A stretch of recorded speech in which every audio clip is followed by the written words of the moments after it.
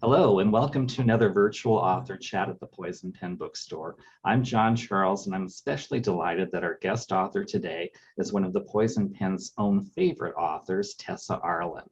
Before we begin our chat, I do have a brief commercial message. We do have copies of Tessa's books at the store, and we would be delighted to send one to you or hold one for you to pick up. It's really easy. Just give us a call or go online, and you can have one of the best books for summer reading that's around this year. And now, without further ado, I'd like to welcome Tessa Arlen. Welcome. Thank you, John. Nice to be with you again. I wish it was real, but we'll settle for virtual. Let's start with, tell me a little bit about who Tessa was before you became a writer. And feel free to give us all the fun details. Are you talking about me? Yep, Oh. You. Gosh, I came to America in 1983, I think it was. Mm. I worked at the Los Angeles Olympic Organizing Committee for the 1984 Games. Oh. And I stayed on afterwards because I interviewed my husband for a job. Mm. And he got the job and he got me. So I stayed on in LA, and later we moved and started a family, and now we live in Santa Fe, 7,000 feet, surrounded by mountains. And I was never a very ambitious woman. I had a family. I did a lot of gardening. I used to have to go out to work occasionally when we ran out of money. And then my kids grew up. And it was October, and it was, we were in the Northwest. It was pouring with rain. And I thought, well, I'll either go down to our local bookshop, which was my original plan, and say, look, I know you really want me to work here.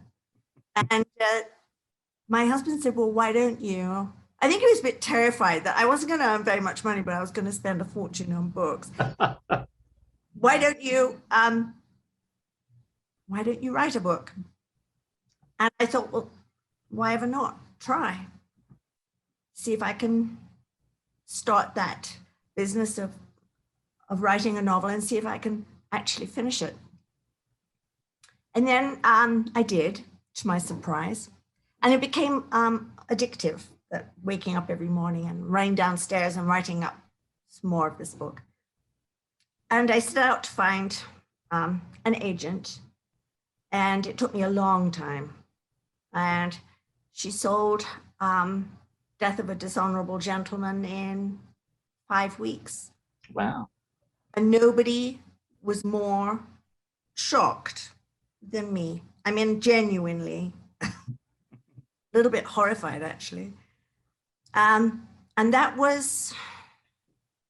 book came out in 2015. Mm-hmm. I remember coming Yes. and meeting you and Barbara, and thinking how truly surreal it was. Mm-hmm. So that was me. Still is. 8 years later, 7 books later. And who knows if I would have jumped in the way I did if I'd known what publishing was really like. Sometimes ignorance is bliss on this. Oh, I think it completely was. I would have been second guessing myself all over the place if I remotely thought that a book of mine would sell. And it did sell. You added several other titles to that series. You've done another mystery series. Mm-hmm. And now you're here today with your latest book, which is a historical novel in royal service to the Queen. Mm-hmm. Tell us a little bit about that book for those that might not know about it. So really, this book is about the governess that taught the now Queen, Princess Elizabeth, as she was then, and her sister Margaret. And she was incredibly young, probably very naive, unworldly young Scots girl who came from a very, very humble family. And she had gone to college, and during the summer, she'd looked after Lady Elgin's young children and taught them history. Is that the same family that has the marbles? The same family that had the marbles, still has the marbles, the Elgin marbles, yes. She used to walk from her mother's little cottage through the forest along the edge of the, they lived outside of Dunfermline, which is a beautiful part of Scotland, and teach these three kids. And during this episode, the then Duchess of York, Duke and Duchess of York, he was then the king's second son, the Spare. He and his wife had been alerted, or his wife had been alerted, that Crawford was really wonderful with the kids. She was unaffected, she was good fun. So they dropped in, and shot was, she was offered a summer job with them down in Royal Lodge, which is where they lived in Windsor Great Park. So it was just going to be a brief summer job, but she stayed on. So she stayed on for years. I mean, she went through everything with them. The Wallace Simpson and the New Kings, falling in love and obsession with Wallace, which ended, of course, when he said he wanted to marry her, which ended with his abdication, which put his brother, the then Duke of York, known to his family as Bertie, put him in a terrible position. He was totally completely unprepared for the job. But he had no choice. And the abdication was a scandal enough that the king would abdicate to marry a woman who'd been twice divorced. But this is really the beginning of the story, because the story really is about Marion Crawford, or Crawfie as they called her, who became devoted to her royal charges and introduced as much ordinariness into their lives as she could, and went through the horror of, the war years. They were in Windsor Castle, and the parents would commute from Windsor to Buckingham Palace. And I think it was those war years, or my Crawfie's war years, that made her very, very close to her charges. She considered Elizabeth high. You've just added in one other Hi. author. That's the exciting part about these virtual events, especially when someone like I'm in charge who doesn't know technology. But Jennifer Ashley was scheduled to be with us. I believe we had some technical issues, but we're delighted she's here with us now. Jennifer Ashley, Tessa Arlen. Tessa was just telling us about her latest book. And do you want to go ahead and tell us about your new book in the Cat Holloway series? Oh, sure. Yes. It came out on Tuesday. The book is called Death at the Crystal Palace, and it is the 5th book in the Below Stairs Mysteries series. The Below Stairs Mysteries features a cook in Victorian England she's a young woman who is a brilliant cook, and but she solves mysteries in her spare time, of course. And in this particular one, she is actually on her day out at the Crystal Palace this is about 1882, and the Crystal Palace had been moved from where it originally was in Hyde Park in the 1850s to a place called Sydenham in South London. It's kind of a suburb of South London. It was rebuilt there and kind of expanded and things added to it. And while she's there, a lady takes her aside and says, I think I'm being poisoned. Can you look into this for me?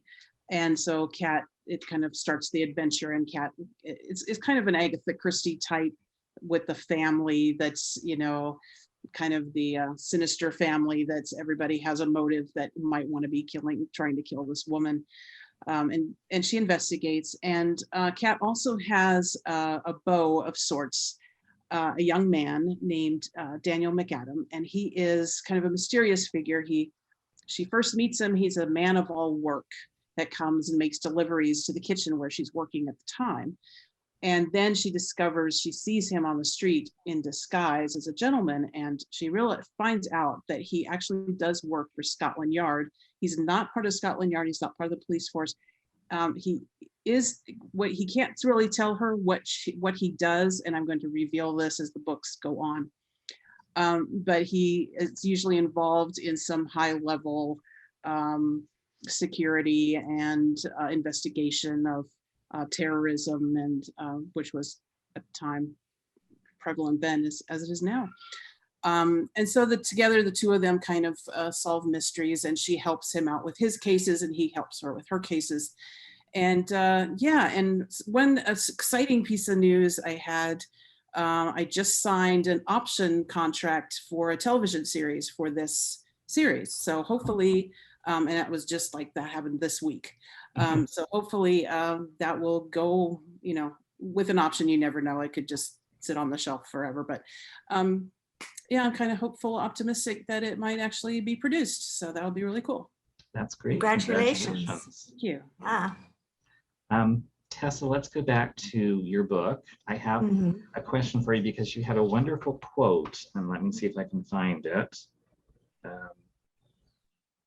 You're talking about Queen Elizabeth, who is Elizabeth's mother and Princess Margaret's mother, and you told her, I think, something like a marshmallow created on a welding machine. Can you kind of explain? Yeah, that's not my quote. I wish it was. It was the photographer Cecil Beaton, who was very close to the Queen, a big fan, huge fan. And I think Queen Elizabeth, the Queen Mom, required fans of her friends. And she had this wonderfully public persona, which was always smiling. In fact, she was criticized by a lot of other members of the royal family for smiling way too much. So she was a big smiler and a waver, and she had this very outgoing, bright, chattery personality, which was wholly deceptive because inside she was pretty steely, and she knew exactly how things should be. She knew exactly how she was going to rescue the Windsors from the abdication, and she kept everybody in line. And I'm pretty sure she made a pretty desperate, she was probably a pretty bitter enemy. So when he referred to her as a marshmallow made on a welding machine, I think he was referring to the true Queen rather than her meringue exterior, which was brittle and sugary. And I loved it. When I read that, I thought, this has to go in. Jennifer, your new book is set at the Crystal Palace, and I was surprised to learn that it actually had moved. I always thought of it as being in one place, and that there were so many things there that I guess I hadn't heard, like dinosaur reconstructions. And can you tell us a little bit about the dinosaurs are still Palace? there. The dinosaurs are still there. Even now, you can go see them now. Yeah, what they did is around the outside of the Crystal Palace, they had this huge park. And there's this beautiful, they had this fountain that started at the palace and cascaded all the way down this hill into a huge pond. And they created this pond and this huge park. And they had this island where they built replicas of dinosaurs so that you could go and look at what dinosaurs at the time, this was the 1860s, 70s when they built this. So at the time, what they imagine that dinosaurs looked like. There was their reconstructions. The Crystal Palace burned down in 1930s. I can't remember if it's 36 or 39, but it burned down. And now I believe there is like a sports arena on the site, but it's still called Crystal Palace. And outside in the gardens, they still have these dinosaurs kind of in the park that you can go see. And in fact, on the show called Good Omens. And one scene I was watching that, and David Tennant and the other guy, I can't remember his name. They were there in the park, and I was like, oh, they're at the Crystal Palace. what kinds of sources did you use while you were researching the latest Cat Holloway book? And what did you discover about the Crystal Palace that surprised you the most? Oh, it was a fascinating place. Yeah, I got a big giant book on it, but I also was able to find a guidebook from 18, I think 18, I can't remember exactly date, 1860 or 1870, an actual guidebook to the place, which had maps of what was there, and which was very helpful, and lots of description and maps, and a whole book about how it was. When they took down the Crystal Palace, they were saying, you know, we have this thing in Hyde Park, and all the people who lived around Hyde Park were kind of going, could you get that out of our view? You know, it's kind of blocking the view. So they had to take it down, and there was a lot of debate. What are we going to do with this thing? And there was committees formed and companies formed that raised money to move this, and there were several bankruptcies and all along the way, until finally they got enough money to reconstruct this. And then they decided to make it, they would reconstruct like different places in the world. As you go around, you go, here's Africa, here's Australia, here's Egypt, here's Greece, here's ancient Rome, here's the medieval times, you know. So they kind of did different sections or different parts of the world. And they reconstructed in Egypt, they just kind of mishmashed all these pillars and temples and things. And they were criticized a lot because they kind of, you know, took, you know, pillars from the Temple of Karnak and, you know, squashed them down and to fit into this space. So people were kind of like, yeah, it's a little hokey, you know. And you know, they wanted high art, and it kind of went into like amusement park kind of art, you know. But it was very, very popular, and it didn't cost very much to go in, and they had cafes along that you could have your tea or your lunch or a snack, and you could go up to like the top level and look over the whole thing and have this view of all the surrounding. I mean, it was absolutely beautiful. I'm sure when it was first there, it was quite beautiful. And that stayed there, like I said, all the way until the 1930s, and then it caught fire and burned to the ground. And by that time it was kind of getting derelict, and people were kind of wondering what to do with it. So yeah, but it was a very interesting research on that. And I also had to I researched the part of the plot involves a train wreck from earlier, and I researched that too, which was kind of like, I'll never take a train again. Tessa, you include a bibliography in your book of some of the sources you used. Can you talk about researching the book? And your main character actually wrote a book about it. She did, which was her downfall. Oh.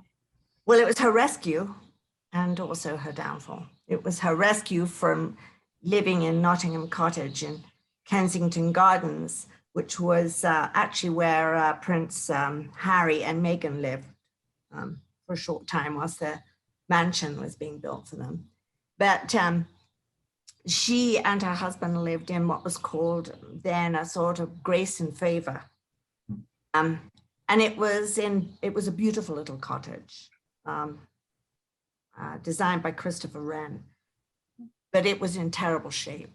And he was nearly always walking around the house with a spanner, fixing leaking faucets and shoving wadded up newspaper in the sash windows to stop the appalling drafts. And she was retired on they never paid much, the royal servants, and her pension was tiny. Post-war Britain, the economy was completely out of control. I mean, it was an unenviable time for people to be around in the early 50s. It took a long time for Britain there was food rationing and petrol rationing for 5, 6, 7, 8 years after the war. And of course we owed America an absolute fortune. We were terribly in debt to them. Britain only just paid off its debt to America money it borrowed, not just during the war, but after it for a long time.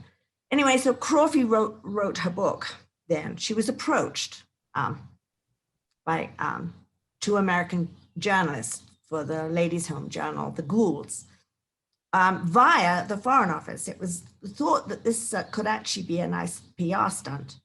But the Queen waded in, and she didn't, not the present Queen, her mom, waded in and said she didn't want a book written by Crawford. She wanted Mr. Mora, who was into heraldry and much higher up the social scale than poor old Crawford. So basically Crawford could advise. And of course, what happened was Crawford wrote her book. And she stipulated my name and what I do can't appear in the articles or the book. And the Goulds put it in, which is when her book came out. This is what wrecked everything for her and the Queen. But I heard about, I mean, I read this book recently as research. I didn't, it wasn't like something it came out when I was a kid. So I remember my mother mentioning when Crawford died in 1988, she was about 70s, late 70s. And she went, oh, that tragic woman who wrote that book. And then I said, I think I could just about remember her name. So when I decided I wanted to write about what it was like to be Crawford, I read her book, and it was devoted. I mean, it was such a puff piece. It was almost a little too sweet, almost a little too, so where was the harm in this? When you think about what's going on now, you think to yourself, where on earth was the harm in what she did? But it was because she was a servant. That was the deal. Work all your life and retire on a bread and butter pension, and then still be loyal. Because I do think that the Windsors at that time were really feudal, and they lived in a warred-in England still. The world had gone on, the world had moved, it made this massive jump forward. And in the 50s, the British royal family was still very much a relic of the past.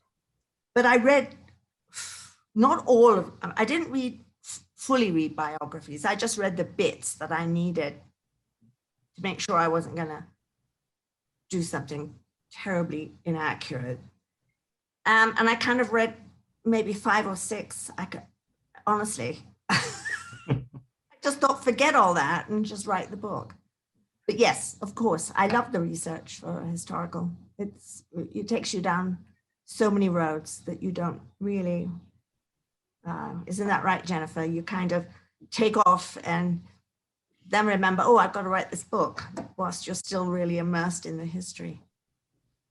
Well, what I find fascinating about your Kat Holloway books, Jennifer, is because she's a cook, you have to incorporate a lot of her day job, so to speak, into the storyline. And I give you credit because she actually does have to maintain her job. She can't just drop everything and run off and go chase down a suspect. She has to juggle that. How do you research her job, her Kat's culinary aspects of the job? Are there sources that you use? Are there recipes that you've actually tried out? Yes, there are actually plenty of cookbooks still available from the Victorian age. I have Mrs. Beeton's, of course, that's her, the Bible of the time. But I also have a couple other Victorian cookbooks. Names escape me right now, but yeah, I just go through them and I look for recipes that are easily explained, like things that we would still make now. I don't want to put in things that were too odd and actually when looking through these cookbooks, most of the stuff they made is something we would eat now. And the ingredients were very similar to what we would use. They didn't have, a lot of processed food in boxes and things, but they had some. But when you cook from scratch, everything they use, like cream and butter and sugar, they would get sugar in loaves, and you'd have this little hammer, this little mallet that you would break the sugar.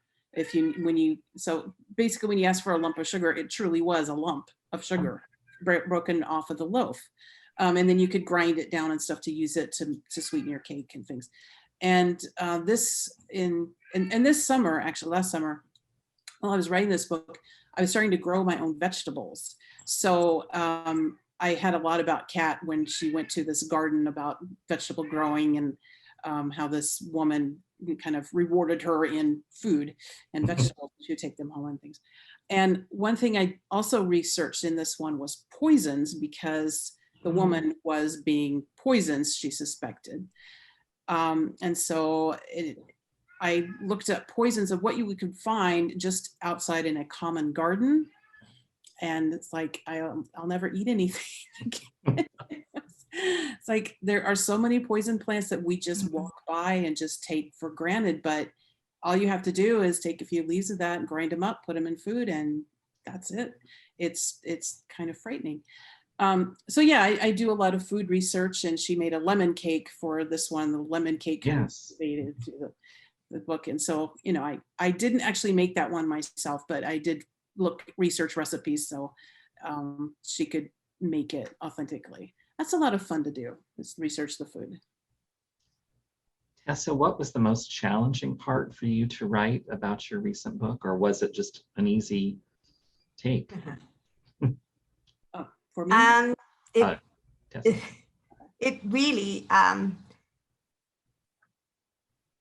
once I'd outlined, and I'm a pretty thorough outliner, it did pretty much roll. I think the biggest challenge for me was being careful not to come down too heavily on one side or the other. I mean, in my heart, I knew who my villain was, but I didn't necessarily feel I needed to project that into the book. And I am a huge flag waver for Crawfie, because I think her role was for 16 years was one of unselfish devotion and real love for her girls. And I think she probably was remarkable in the war years in keeping their morale up. So for me, I was walking a tightrope between the queen, strong-minded woman, and a young woman who really wanted her approval, who really wanted to do the right thing, and then kind of went sideways at the end. So my biggest challenge. But I loved writing it. It was huge fun. It's a wonderful book, and you do a very good job about balancing characters' motivations, because as much as you want to hate Queen Elizabeth, the princess's mother, sometimes you could see she was being forced into doing things that, if things had turned out differently with the previous king, she would not have to make those choices. So, no. And she probably felt very trapped, because she was desperately trying to rescue the Windsors from this appalling abdication. She was, I mean, they all cared desperately about things like duty and being monarch and doing the right thing. I mean, and they had a crowd of courtiers in Buckingham Palace letting them know when they didn't do the right thing. Mm-hmm. These people were not, these people were born to this. They weren't, it's like when you first become a mom and you haven't got a clue what you're going, whether you can pull off being a mother with this baby that cries a lot. They had a team of people who advised them on protocol and how things should be, and it was very rigid.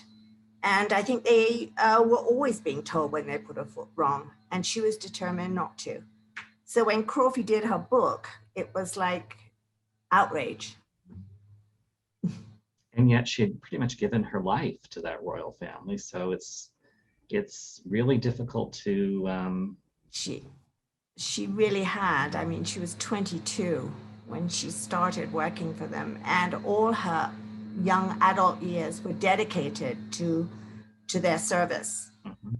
And she marries, but she can't have children. It's too late for her and George to have children. She nearly loses George at one point because he's, Being strung along, so to speak. well, he feels strung along. I mean, I don't know if that really happened between them because there's nothing known about Marion Crawford at all. So she's very much my Crawfie. She's not, she didn't research her. There was nothing to research. Yeah, that I could mean, be a it's blessing and a curse. the queen was, this present queen was looking at old family film with her son, Charles. And probably in her, this is probably in her late 80s. And he leans forward and he says, they're looking at Crawfie with the two little, with Margaret and Lilibet having tea. So they're looking at this old piece of family film, and Charles leans forward and he goes, "Oh, that's Crawfie," and she freezes. I mean, it was just like, she goes, "Yes," and that's it. So basically, there was no information. So that was nice because I got to make her mine. Jennifer, what was the most challenging part for your latest Cat Holloway book to write? Or was it also easy? Well, I just want to say I recently read, thinking about Tessa's book, I recently read a book about Elizabeth and Margaret and the sisters, and I remember the part about Crawfie and how when her book came out, they were just livid and just, she betrayed us. So I was like, the poor one. But for my book, the most challenging thing, probably for me, I don't plot out my books. I don't really make them up as I go along, but I do minimum idea and then I just see what happens, see what comes out. And I've tried to outline, but I've written more than 100 books in this way and they've all pretty much worked out, so I stopped really worrying about it. But probably the most challenging thing was just to get, I had a lot of fun with Kat helps Daniel out. He's undercover as this kind of silly upper class twit, and he says, I'm invited to this house party for my prime suspect, but they expect me to bring a young lady. And if I don't, the hostess is saying, oh, I've got women that you can meet. And he doesn't want to betray his cover. And so he asks Kat to portray his young lady.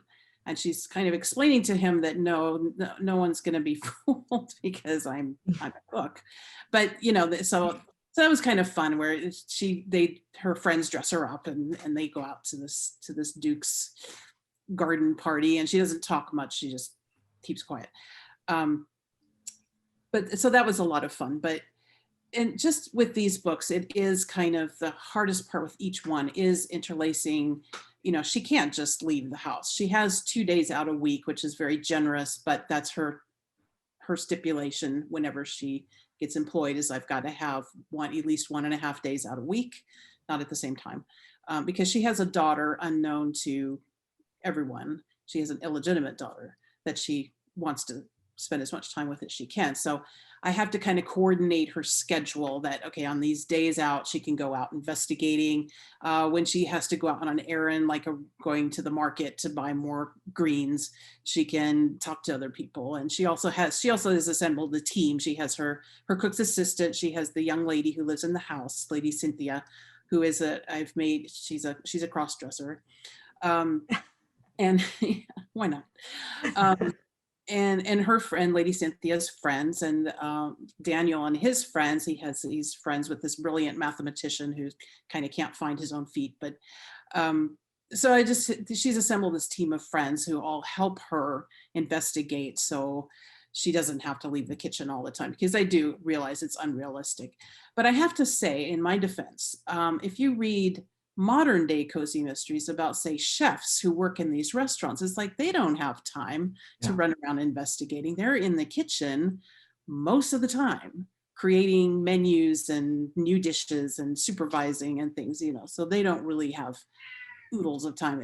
And yet a lot of people, these series are very successful and very popular. So it's like, why not a Victorian cook too? So, but that's the most challenging thing, is to incorporate her job and make it realistic without her just blowing it off and running off to investigate anytime she wants. Now, you don't have to answer this question because it could be a trick question, Jennifer, but since you write mysteries and you kind of write as you go, have you ever written yourself into a corner in terms of suspects and clues where you had to go back and rework things to make it work out? Not really. I kind of discover what's going on as the characters do, and I rarely know who did it when I first start. Oh. Because I find that if I know who did it first, I kind of give it away. I can't help it. I can't, I reveal it subconsciously. So if I don't know, and then we get to the end, I go, oh, it's that person, and this is why. Now I do, yes, have to go back when I rewrite with that in mind. Then I have to say, okay, well, he needs a little bit more interaction with this person, so it's not just out of the blue. So, I do kind of tweak it a little bit, but I usually don't have a problem with it, because I usually like to pile in the suspects and make sure there's plenty. So, because if you only have like one or two suspects, it's usually because very obvious by the middle of the book which one of them did it. And I love whodunits. I mean, I grew up reading Agatha Christie and the really masters of the whodunit puzzle. And so my greatest compliment to me is when I get a review that says, I did not guess who this was. And I love this book because I never guessed her endings. So I try very hard to make it challenging to figure out who did it. Occasionally people do, but if like my first reader says, oh, I know who did it, I go back and change who did it, because I don't want people to know. Well, your latest one really is excellent, because there are so many suspects, and because they're all in the house, yet the food's being poisoned. You really do, how do they get access to the food? It's not the cook.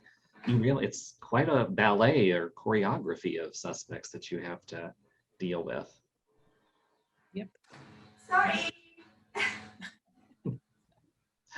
Um, We've got everybody with their blowers out up and down the street. oh, that's the fun aspect of virtual events. Now, Tessa, you've written 2 mystery series. Your latest is the Poppy Redfern books. What kind of challenges do you find writing mysteries, or are they something you just knock off in between other books? No. God, I think I'll knock off one this afternoon. Funnily enough, I was listening to what Jennifer was saying, and the first Poppy Redfern and the Midnight Murders, I knew exactly who the murderer was going to be. And so I had to put up with hundreds of reader reviews saying, shiny beacon. And I was like, oh, I'll never do that again. The second book, I followed my what I'd done in the previous Lady Montfort mysteries. And I had like 3 possibles, right? 3 possible ways it can play. But anyway, I do enjoy writing mysteries, but I'm deeply interested in history. And I know that I have to be very deft with my history and a mystery, because basically people read mysteries for plot. And I love character development, and I love delving into the time. So, and also I am way too candid. I am an open book, everybody says, yes, you can tell what she's thinking. So they are a challenge to me. And I have to go back, and I call it sweeping up my footprints, backing out of the picture, looking around, so that my clues are subtle and not, shared thoughts. And I think that's the biggest challenge I have with writing mystery, is getting my little broom and sweeping over the traces as I back out of the picture, and hope that, I haven't been unfair, which is terrible when you read a mystery, and there was no way you feel so frustrated. It's like there's a reveal at the end and you feel like, whoa, that's not fair. Yeah. Which I love those old girls from the Golden Age who wrote and had those rules. Mm-hmm. They had the 10 cardinal rules for writing a mystery, and you couldn't have secret passages, and you couldn't have a identical twin, and it was supposed to be a game you played with your reader, and I loved that idea. Both of you have been writing for quite a while. My next question to you both, and we'll start with Jennifer, is as a writer now, what would you like, if you could, to go back in time and tell yourself when you were first starting out? What advice would you give yourself as a writer? Don't do it. Yeah. No, I think I would tell myself to learn a lot of patience. Because this business, it's hard, it's unpredictable. It's never really stable. I've been very lucky to be continuously published by more or less the same publisher for a very long time. But I do realize that, with takeovers and editors leaving, I mean, that could change at any moment. So, and what readers like kind of comes and goes, and just, I guess, to be prepared for the unexpected and kind of have a contingency plan.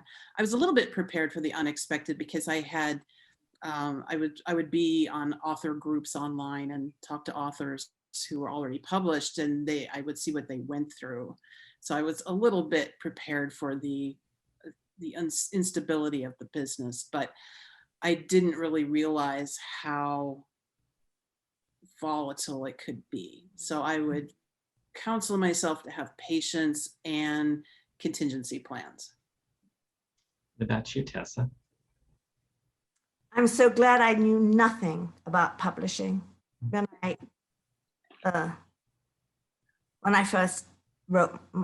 wrote my first book, and I, as I said earlier, I never expected my book to be published. I wrote it for me. I think is actually a good piece of advice is don't ever try and imagine for one moment that you understand what the market's about, because that's impossible. Don't even begin to think that you know what components to put into a book to make it sell, because that will. So, and I didn't know that. I didn't say those things to myself. I just said, I wonder if I can do this. I was not, a straight A student at school. I was a really bad daydreamer. Lived in my head all my adult life. Even as, doing things I really enjoyed, I always had my own inner monologue going on. So I wrote a book that I wanted to read, which was, fine, because I wasn't trying to do the right thing. But if I'd known what publishing was like, I would have been horrified. I would never have got involved. I mean, I still love writing. It's when my book comes out and we get into that I'm a wreck. C'est la guerre, you just get into the throng and dodge and duck, and luckily you always have another project that you can immerse yourself in and live your own little imaginary world. So COVID was heaven for that. I mean, talk about being shut in, right? Yeah, it was great for me. I know, and I am a sort of natural shut-in, so I it wasn't hard. No interruptions, all the dramas, the family drama was going on over there. So, but yeah, I honestly think now, 7, 8 books in, It can be really tough for authors today compared to like 30 or 40 years ago, because you don't just have to write the book. You have to go out and market it and publish it and socialize it and do events. I mean, you can't just write. You have to be practically a whole business. Yeah. I can't think how often I realized with horror that I haven't put anything on Facebook, and then Scrabble practically to Facebook, and how never mind. With that social media, and yet I'm there in it, you know. But I think the writing is the thing, right, Jennifer? The writing is what we enjoy. Yes. Let's switch gears a little bit, because I always love to pick up ideas for new books to read and things like that. So I'm going to ask you what you may have read that you'd like to share with other readers, and maybe what's on your summer reading list this year. And we'll start with you, Tessa. I've just last year finished reading The Henna Artist by Alka Joshi, which was fascinating. And I lived in India when I was I left school. My parents were in Delhi, and I lived with them for a year and a half, which was interesting back then. And she's writing about the India of partition. She's writing about when they kicked the Brits out and got on with it themselves.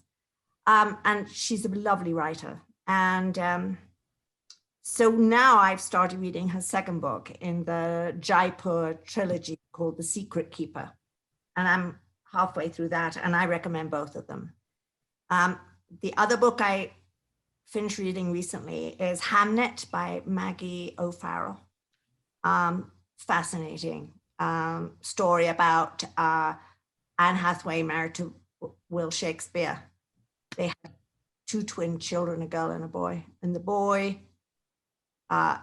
is killed. He dies part of the a summer's bubonic plague.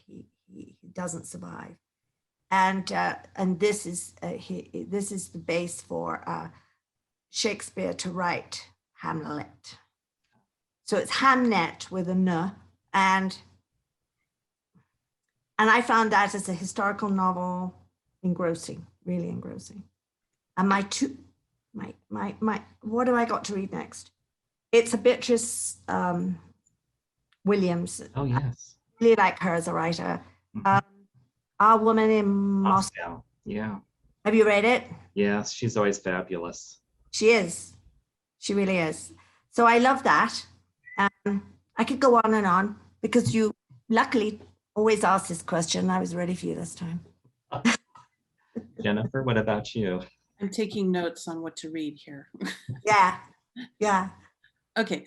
I've been reading a lot of, for some reason, I've gotten to biographies of musicians, especially of the 19th century. So I read a nice big biography of Chopin, which just came out this year or last year, and it was excellent. It, took him from his childhood all the way to his death, and just a fascinating view of the 19th century during the 30s, 40s, and a little bit of the 50s. It was just fascinating. It was a very volatile period. They kept having revolution after revolution. Yeah. And then I read a biography of Fanny Mendelssohn, who wrote a lot of music, and some of what Felix wrote, people have found that actually Fanny wrote it, or she contributed a big part to it. And I always imagined Fanny Mendelssohn as this kind of mousy, quiet thing, because it was always, you always hear she was so repressed. When Felix was lauded, she was like shunted back home and family. But she was not a quiet, mousy little person. She was opinionated and sarcastic and snarky, and I love her. I fell in love with this woman. She just does not let anything pass that her opinion doesn't get pinned to it. She told Felix, what to do, and if he didn't do what she wanted, she told him to go fly a kite. You talk about how close they were and everything, but she kind of let him know that if he didn't treat her right, and she had a very happy marriage with a very loving husband who supported her writing and writing music, and encouraged her to compose and to publish eventually. Her brother Felix was saying, you shouldn't publish because women shouldn't do that and put yourselves out. And her husband said, no, you're brilliant, you do it. So she had a really a good marriage. So I was pretty happy to discover her. Another thing I've been reading, speaking of India, is there's an author who's Indian. I believe he's British, but of Yeah. Indian descent, Vasim Khan. And he writes 2 series. One is the Baby Ganesh mystery series, where Ganesh is his baby elephant, lives with him and comes into his apartment. It's just, I love this series. It's just so delightful. Then he's written another one that just started, I think a brand new one just came out like this week. But the first one in that series is called Midnight at Malabar House. And it is also right when the partition happens and India gains its independence. And this police woman is, because she is the first female police detective in the Indian police force, she's kind of shunted into this night shift, no place police station. And then she's there when an ambassador gets killed and she's called into the case. So he's a really good author. He lived in India for a time. He wasn't born and raised there, but he did go live there for a time. And just his portrayal of India, the history and the people there, and the culture in his present day series and also in the past. It's just excellent. I highly recommend him. I'm going to read him. Thank you for the recommendation. If you'd like, can you tell us a little bit about what's coming next for you as a writer? And we'll start with you, Jennifer. I know it's difficult because you just have a book out, but will there be another Kat Holloway book? I am working on book 6. Okay. And like I said, I just signed the option. And so that'll be interesting to see where that goes. So yes, I am working on book 6. I started an ancient Rome mystery series that I'm publishing on my own. And I am just amazed at the wonderful feedback I've had on this series. I was a little terrified to do it because ancient Rome, people who read ancient Rome mysteries know a lot about it. And, I was afraid they would go, oh. But I've been getting wonderful feedback. It's selling very well. So I'm going to keep going with that. I have a long-running Regency mystery series called the Captain Lacey Regency Mysteries, and I'm working on the next book on that. I think I'm up to book 16 now. And then I just got a new agent, and they're very excited to see me go in the direction of like historical novel, maybe some more historical romance, but also historical novel. So I am racking my brain to come up with a really good setting and something that really grabs me that I really want to write about. That's great. Tessa, what about you? Can we hope for another Poppy Redfern book? No. No. I don't think so. I honestly don't. We'll see. I mean, it's not something I've discussed.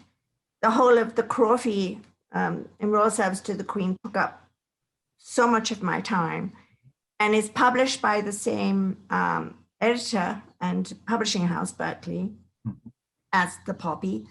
And we kind of put it on hold. And but in the meantime, they bought a second historical novel from me called A Dress of Violet Taffeta, which comes out June next year. And is about the life of a woman called Lucille, who's abandoned by her husband in the late 1880s. And she has a child, and she doesn't come from, he's a spendthrift and an alcoholic, and he dumps her for a pantomime dancer, and she's a hair away from destitution. And the only thing she knows how to do is sew, and she starts making clothes for her wealthy friends, and establishes a fashion label in New York, Paris, and London. I mean, it becomes remarkably successful, terrifyingly successful,